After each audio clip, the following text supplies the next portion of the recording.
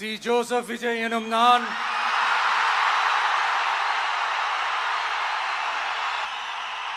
இந்திய அரசியல் அமைப்பின்பால் உண்மையான நம்பிக்கையும் மாறா பற்றும் கொண்டிருப்பேன் என்றும் முழு முதல் ஆட்சியையும் ஒருமையையும் நிலை நிறுத்துவேன் என்றும்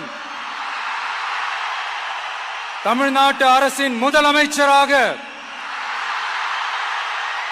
உண்மையாகவும் உளச்சான்றின்படியும் என் கடமைகளை நிறைவேற்றுவேன் என்றும்